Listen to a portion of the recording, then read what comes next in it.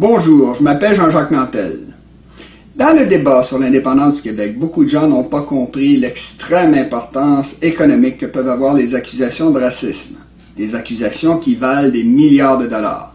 Parce que c'est en nous accusant de racisme que le Canada anglais est parvenu à tous nous faire taire, à nous paralyser, à nous empêcher de défendre nos intérêts. Si cette tactique a toujours été aussi efficace, c'est pour des raisons absolument fondamentales, dont une des principales est la façon dont fonctionne le cerveau humain. On peut expliquer ça très rapidement en quelques mots. Comme je l'ai souvent dit, l'énergie dans notre univers, elle est rare. Ça n'a pas toujours été comme ça, étant donné qu'après quelques secondes après le Big Bang de nos astrophysiciens, notre univers était à des millions de degrés. De nos jours, il ne reste plus grand-chose de tout ça, étant donné que la température moyenne de notre univers est désormais de moins 270 degrés Celsius. C'est dans un univers aussi froid que notre forme de vie a été obligée d'évoluer. Si, de nos jours, les êtres humains dominent totalement la planète, c'est parce que leur intelligence leur a permis de se servir non seulement de l'énergie qui tirait de leur nourriture, comme les autres animaux, mais également de l'énergie qui tirait du feu, du soleil, grâce à l'agriculture, ou de l'énergie qui tirait du gaz, du pétrole, enfin, de l'énergie atomique, etc. Même si notre intelligence est très performante, on sait qu'elle est un simple perfectionnement de l'intelligence animale. On le sait parce que même si notre cerveau est une machine très complexe où tout est relié, on découvre, quand on le dissecte, qu'il est composé de plusieurs couches superposées. À la base, il y a ce que les spécialistes appellent notre cerveau de reptile, le plus ancien qui soit apparu, et qui s'occupe de nos pulsions, de nos instincts les plus fondamentaux, l'instinct de reproduction, la faim, la soif, etc. La raison pour laquelle ce cerveau est apparu en premier, c'est bien sûr parce qu'un cerveau, ça sert à faire survivre l'individu. Or, quand on est soumis à un danger immédiat, c'est notre cerveau de reptile qui prend le contrôle de notre individu et qui utilise toute l'énergie à sa disposition pour nous faire survivre. Évidemment, comme c'est dangereux de se laisser aller à ces pulsions, on peut faire une erreur, on peut tomber dans un piège, on peut être trompé. L'évolution a fini par doter nos ancêtres de ce que les spécialistes appellent notre cerveau de mammifère.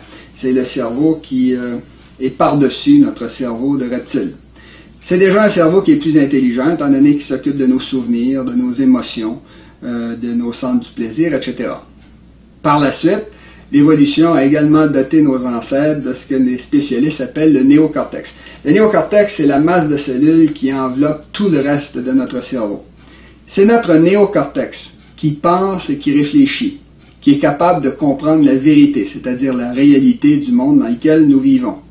C'est notre néocortex qui a fait de nous les maîtres du monde, en nous permettant de comprendre les lois de l'univers pour ensuite les utiliser de la façon la plus efficace possible pour défendre nos intérêts. Quand on n'est pas soumis à un danger immédiat, c'est notre cerveau rationnel, notre néocortex, qui prend le contrôle de tout notre corps. Il se met alors à penser et à réfléchir avant d'agir pour économiser le maximum d'énergie, l'énergie qui est rare. Le corps humain a alors tendance à devenir immobile jusqu'à ce qu'on ait trouvé la solution au problème qui est posé. Quand cette solution est découverte, deux choses peuvent se produire. La première, c'est quand ce qu'on sait être vrai est en accord avec ce qu'on croit, ce qu'on espère être vrai. Dans ces cas-là, la vérité est en accord avec nos intérêts, ce qui nous permet de dégager énormément d'énergie pour défendre ces intérêts-là. Le deuxième cas, c'est celui où ce qu'on sait être vrai est en contradiction avec ce qu'on espère ou ce qu'on voudrait qu'il soit vrai. À ce moment-là, le cerveau, l'être humain, devient hésitant, il ne sait plus trop quoi faire, et ça le paralyse. C'est parce que notre cerveau est construit comme ça, que ce sont les idées qui mènent le monde. Quand on veut changer le monde, il faut commencer par par s'attaquer à ce que croient les gens, surtout si c'est faux. C'est d'autant plus important qu'en plus d'être intelligent, l'être humain est un animal qui vit en société, parfois avec des milliers ou des millions de ses semblables.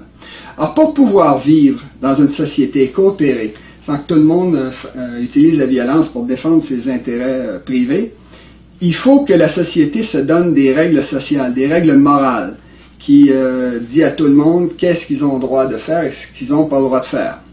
C'est pour ça que dans toutes les cultures qu'on connaisse, il existe sous une forme ou sous une autre la règle d'or. Cette règle d'or qui dit Ne fais pas aux autres ce que tu ne veux pas que les autres te fassent. C'est parce que les êtres humains obéissent naturellement à des règles morales comme la règle d'or, que quand on conquiert un peuple, qu'on vainc un peuple et qu'on veut le dominer pendant plusieurs siècles, il est très important de commencer par le priver d'une partie de son intelligence en expulsant ses chefs et ses penseurs. L'idée, c'est de décapiter ce peuple-là pour ensuite le soumettre à une propagande constante qui lui fait croire que sa cause est injuste, qu'il n'en vaut pas la peine, qu'il est trop petit, incapable, incompétent, voire complètement stupide, parce qu'il comprend mal les ordres qu'on lui donne dans une langue étrangère. Cette technique de dénigrement pour paralyser le peuple est encore plus efficace quand cette propagande est répétée par des gens qui sortent de ce peuple-là et qui acceptent de se vendre aux vainqueurs pour quelques sous. Ce genre de racaille existe dans tous les peuples du monde. C'est exact, puisqu'on parle de propagande pour convaincre un peuple, il vaut la peine de rappeler ce que disait Adolf Hitler de la propagande, un domaine où il était passé maître. Hitler disait que la propagande, c'était pas de dire des mensonges, des mensonges, des mensonges, des mensonges. Si on fait ça, tout le monde se rend compte qu'on dit n'importe quoi et personne accepte de nous écouter. Hitler disait que la propagande, c'était de dire la vérité, la vérité, la vérité, la vérité, un mensonge, la vérité, un mensonge. De façon à ce que quand les gens peuvent vérifier, c'est vrai, et quand ils ne peuvent pas vérifier, c'est faux. Ce qui leur donne l'impression que tout ce qu'on dit, c'est vrai. Hitler ajoutait que plus un mensonge est gros, plus il a de chances d'être cru, surtout s'il est répété souvent. C'est exactement la tactique qu'a employée le Canada anglais avec les Québécois depuis la conquête de 1760. Par exemple, parmi les vérités qu'il nous répète continuellement, il y a le fait que, comme ils ont pris tous les meilleurs emplois du pays au moment de la conquête et qu'ils se sont ensuite transmis tout ça de génération en génération jusqu'à aujourd'hui, il est tout à fait exact que les francophones du Québec sont moins instruits, moins développés, moins riches qu'eux. Parmi toutes ces vérités, ils nous affirment régulièrement, les Canadiens anglais ont agité plusieurs mensonges purs et simples, donc ils ont parsemé leur discours. Par exemple, il est tout à fait faux que les Québécois soient pas productifs au travail, que leur système scolaire n'est pas performant. En fait, les statistiques montrent que c'est exactement l'inverse, ou que, par exemple, on a le plus haut taux de suicide au monde. Complètement faux. L'argument de propagande le plus efficace qui a été utilisé contre nous, c'est celui qui nous accuse d'être des sortes de nazis. Or, comme je l'ai montré dans ma vidéo numéro 14, c'est exactement l'inverse qui est la vérité. Parce que dans leur histoire, au niveau des droits de l'homme, les Québécois ont un passé presque sans tache. On n'est pas parfait, étant donné qu'on est des êtres humains, mais par rapport aux autres peuples, on représente une véritable superpuissance morale. On n'a jamais massacré les Autochtones du Québec. On n'a jamais été en Afrique pour kidnapper des Noirs. Et on n'a jamais massacré les Juifs, les immigrants ou qui que ce soit. Alors que le Canada anglais, lui, au cours de sa très courte histoire, a déporté les Acadiens, brutalisé les Québécois ou volé les terres des Métis du Manitoba ou des Autochtones. Pourquoi nos chefs ne disent pas ça à la population? Pourquoi est-ce qu'ils ne profitent pas de cet énorme avantage moral pour marquer des points et nous faire progresser? C'est parce qu'ils ont été intimidés par le discours moralisateur du Canada anglais.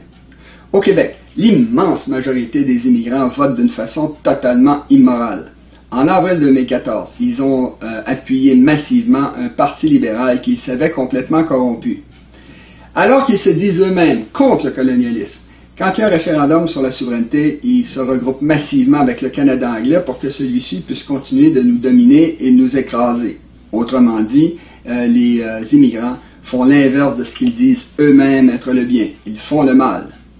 Alors, est-ce que nos chefs leur font honte avec leurs votes immoraux? Ben non, ils auraient bien que trop peur de passer pour de gros méchants racistes. Ils préfèrent nous raconter la fable que Jacques Parizeau aurait causé un dommage irréparable à la cause souverainiste en disant la pure et simple vérité sur les votes ethniques au soir du référendum de 1995. Si Jacques Parizeau a causé un tel dommage, qu'est-ce que ça a été? Est-ce que les immigrants qui ont alors voté non à 95% votent aujourd'hui non à 96 ou 97%? Ben non, c'est plutôt l'inverse, étant donné qu'on voit de plus en plus d'immigrants dans nos assemblées souverainistes. Les gens me disent, ben oui, mais on n'attrape pas des mouches avec du vinaigre, voyons. Ça, c'est faux. Parce que, par exemple, c'est en accusant tout le monde de racisme que les Juifs d'Israël ont obtenu qu'on se taise tous quand ils brutalisent et qu'ils massacrent les Palestiniens. Au Québec, l'alliance traditionnelle qui a été conclue entre le Canada anglais et nos groupes ethniques est tellement étroite qu'une sorte de système d'alerte a été mis en place. Quand il y a un référendum, une élection ou même un simple débat de société, les médias non francophones rentrent aussitôt en action pour alerter les immigrants. Attention, les Québécois vont voter oui, on vote tous non. Attention, ils vont voter à gauche, on vote à droite. Alerte, ils sont en faveur de telles mesures, alors on va tous être contre. Ces votes-là, ça n'a rien à voir avec la vérité ou la justice de la cause défendue. Nous, on discute de ces affaires-là. Il y a des oui, des non, des pour, des contre. Nos votes se divisent normalement. Eux, c'est un vote massif, aveugle, contre nous. C'est un vote à base raciale, c'est un vote raciste. Il nous arrive exactement ce qui est arrivé aux Noirs américains pendant des siècles. Les gens arrivaient aux États-Unis d'un peu partout sur la planète, du Canada, d'un peu partout en Europe, du Moyen-Orient, de l'Amérique latine, et tout le monde se regroupait pour aider les Blancs à les écraser et les martyriser. Or, comment les Noirs américains, qui représentent moins de 14% de la population totale, sont-ils parvenus à la présidence américaine moins de 50 ans après l'assassinat de Martin Luther King? Ils y sont parvenus en disant la pure et simple vérité sur ceux qui leur nuisaient, en leur faisant honte avec leurs votes immoraux. Ce qui a fait que l'opinion s'est retournée, que désormais ils sont traités de mieux en mieux. Quand je vais dans les assemblées souverainistes et que je leur reproche leur discours mollasson sur les votes ethniques, les gens me disent que si on dit la vérité sur les votes ethniques, on va mettre le Québec à feu et à sang. Ben non, c'est pas ça qu'il faut faire, c'est pas ça qu'il faut dire. Il faut dire à la population que le Québec est une superpuissance morale et que c'est le seul domaine où on ne sera jamais une superpuissance et qu'en conséquence, il ne faut pas mettre en danger cet avantage en commençant à martyriser les minorités. Ce qu'il faut faire, c'est de toujours défendre partout et toujours le beau, le bien, le bon, le vrai et le juste, de façon à retourner le sentiment de culpabilité et la paralysie. C'est nous qui avons raison, c'est nous qui avons été envahis à coups de canon, c'est nous qui avons été appauvris artificiellement pendant un quart de millénaire, c'est donc à nous placer dans une position morale dominante pour faire honte à tous ceux qui nous nuisent. Malheureusement, la propagande canadienne-anglaise a été tellement efficace pour intimider nos chefs que les plus convaincus d'entre eux vont jusqu'à cacher les arguments économiques les plus forts, les plus convaincants en faveur de la souveraineté.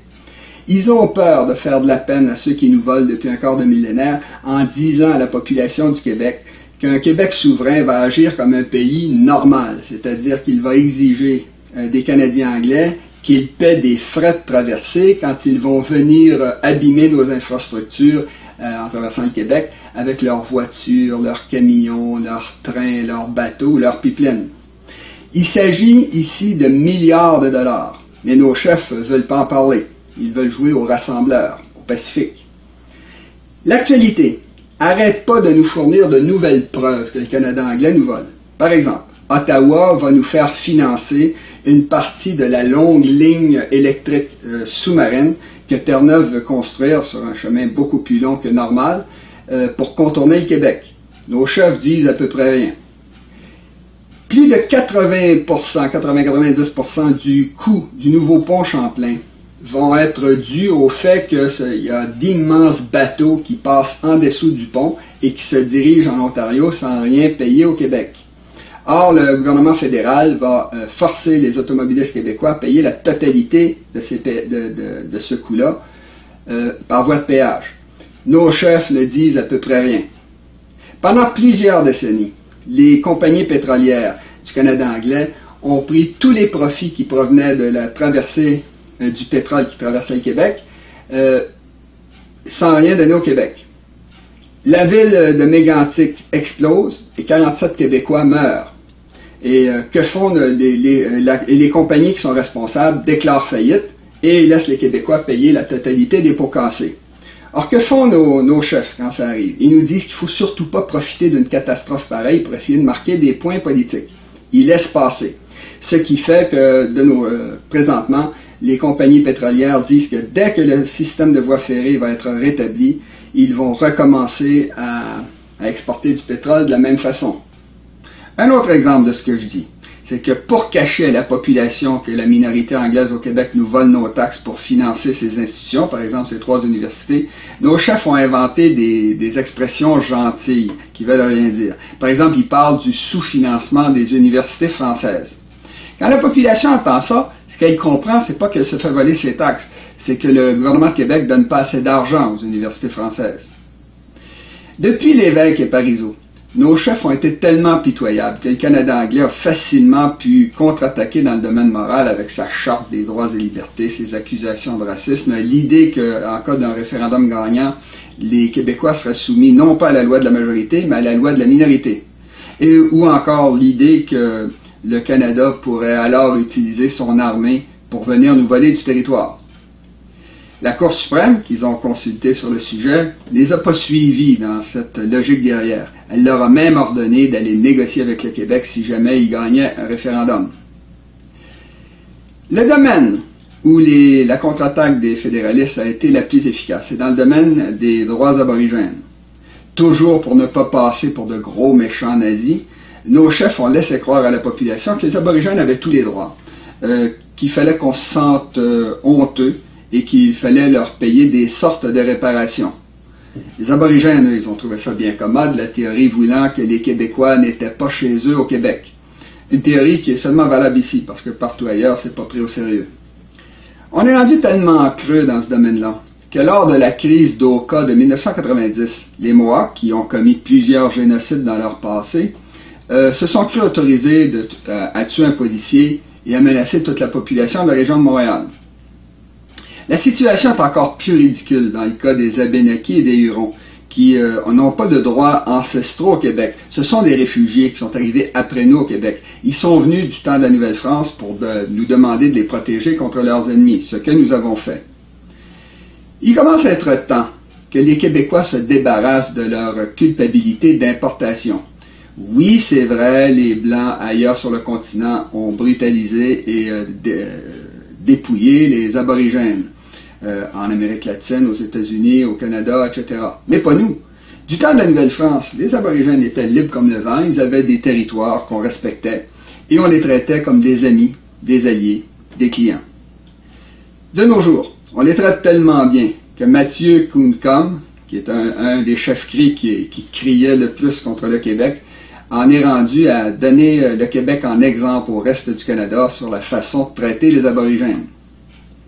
Les Québécois aimeraient donc ça, pouvoir s'entendre avec les aborigènes avant de faire l'indépendance. Mais c'est impossible, parce que c'est pas l'intérêt des aborigènes de faire ça. Leur intérêt, c'est de se placer entre le Québec et le Canada et d'aller chercher des avantages des deux côtés en signant continuellement de nouvelles ententes, tout ça en prétendant qu'ils n'ont jamais rien signé. Voici, maintenant, le point de vue moral correct que nos chefs devraient défendre pour s'opposer aux arguments de propagande du Canada anglais. Depuis l'époque où les rois se prétendaient supérieurs à tout le monde parce que selon eux, ils avaient été choisis par Dieu, les peuples ont un peu partout sur la planète pris le pouvoir en affirmant que tous les êtres, tous les individus étaient nés égaux, et ça quelle que soit leur origine raciale, ethnique ou familiale. Comme chaque individu était égal à un autre, c'était donc la loi de la majorité démocratique, le 50% plus 1, qui devait servir à prendre les grandes décisions dans un pays.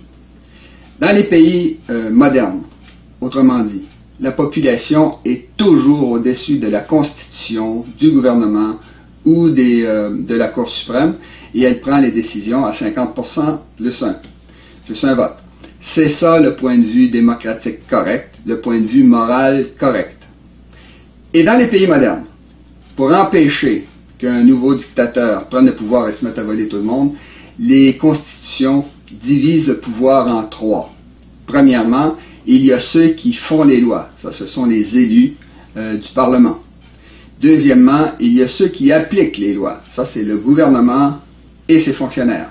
Et troisièmement, il y a ceux qui décident si les lois respectent la Constitution. Ça, ce sont les juges de la Cour suprême. Évidemment, il y a des problèmes avec ce système démocratique, notamment dans tous les cas où deux ou plusieurs peuples occupent des parties différentes d'un même pays. Au 19e siècle, ça ne posait pas de problème, étant donné que la loi internationale, qui était assez primitive, disait que chaque peuple était libre de faire ce qu'il voulait sur son territoire, ce qui permettait à un peuple majoritaire comme les Canadiens anglais de bousculer les Acadiens, les Québécois, les Métis du Manitoba, ou même de mettre les Autochtones dans des réserves sans se faire trop critiquer. De nos jours, ça ne fonctionne plus comme ça. La planète est devenue très petite et la loi internationale s'est beaucoup développée. Dans le cas où deux peuples occupent des parties différentes d'un pays, la loi internationale dit que chaque peuple est libre de disposer de lui-même en fonction de la loi de la majorité, c'est-à-dire 50% plus un vote. Si tous les habitants de ce territoire-là participent à un vote sur la souveraineté et que la majorité de 50% plus un vote est atteinte, alors tous les habitants de ce territoire sont tenus d'obéir à la loi de la majorité. Pour éviter les guerres de partition, la loi internationale ajoute que les pays qui deviennent souverains conservent le territoire qu'ils avaient avant l'indépendance. Cette clause de la loi internationale possède un nom. Elle s'appelle le uti possidetis juris, ce qui dit exactement ça. On conserve, après l'indépendance, le territoire qu'on avait avant l'indépendance. On le voit, le Québec n'est pas sur la planète Mars. Il est sur la planète Terre, où depuis un siècle, beaucoup plus que 100 pays sont devenus indépendants. On sait donc comment ça se fait, l'indépendance d'un pays. Il y a un autre problème important avec le système démocratique qu'on a décrit. C'est celui où deux peuples complètement distincts occupent le même territoire. On retrouve ça dans les pays de désert avec les nomades et les sédentaires, ou au Québec avec les Autochtones. Contrairement à ce que croient beaucoup de Québécois, ils sont très loin d'être les seuls à avoir un problème autochtone sur la planète, étant donné qu'il y a des Autochtones sur 100% du territoire des trois Amériques, dans toute l'Océanie, dans une grande partie de l'Asie, dans une grande partie de l'Afrique, et même dans le nord de l'Europe. Dans ce cas-là, la loi internationale dit que les peuples autochtones ont eux aussi le droit de gérer leurs propres affaires sur des territoires qu'ils contrôlent, mais à l'intérieur des frontières des pays où ils vivent. C'est la raison pour laquelle, dans beaucoup de pays, les gouvernements ont commencé à signer des traités modernes avec leur population autochtone. Un traité moderne, c'est complètement différent des traités qui se signaient au 19e siècle, où on demandait aux chefs autochtones de mettre des croix en bas d'un document qu'ils ne comprenaient pas vraiment. Un traité moderne, c'est signé par les Autochtones uniquement après que des avocats spécialisés et payés pour défendre leurs intérêts leur aient expliqué exactement ce qu'ils étaient en train de signer. C'est la raison pour laquelle la Cour suprême du Canada et la Cour suprême des États-Unis ont dit aux Amérindiens du nord du Canada et de l'Alaska que les traités modernes étaient valides, qu'ils les avaient signés en toute connaissance de cause et qui, comme ils avaient reçu les avantages des traités, ils devaient vivre avec les inconvénients. Dans le cas du nord du Québec, les Cris, les Inuits et les Naskapis ont signé avec le Québec la Convention de la baie James et du Nord québécois. Ils ont donc admis que le Nouveau-Québec faisait partie du Québec. De plus, dans la Convention de la baie James, il y a 4 mots différents qui sont mis à la queue leu-leu pour bien montrer que les Autochtones avaient compris qu'ils éteignaient leurs droits ancestraux en échange de privilèges. Ils ont reçu des privilèges, leurs droits ancestraux sont donc éteints. Conséquemment, toutes leurs revendications d'apartheid, où ils demandent 30 ou 40% du territoire alors qu'ils représentent moins de 1% de la population, sont moralement inacceptables. De toute façon, les Québécois occupent déjà tout le centre du Nouveau-Québec, où ils développent des barrages, des routes, des lignes électriques, etc., des mines, alors que les Autochtones, eux, occupent la périphérie du Québec, les côtes. Les Québécois ne quitteront pas le centre du Québec. Si nos chefs défendaient des principes moraux comme ceux qu'on vient d'énumérer, ils marqueraient sur tous les tableaux. D'abord, il convaincrait les Québécois de la valeur morale de leur cause, qui dégagerait énormément d'énergie. Deuxièmement, il convaincrait une grande partie des immigrants d'arrêter de voter d'une façon immorale et d'arrêter de nuire. Troisièmement, il montrerait aux aborigènes que leurs revendications d'apartheid sont moralement inacceptables. Quatrièmement, il mettrait le Canada anglais sur la défensive, ce qui nous permettrait de démanteler tout le système de détournement de notre richesse qui a été mis en place depuis un quart de millénaire. Les arguments moraux, ça vaut des milliards de dollars.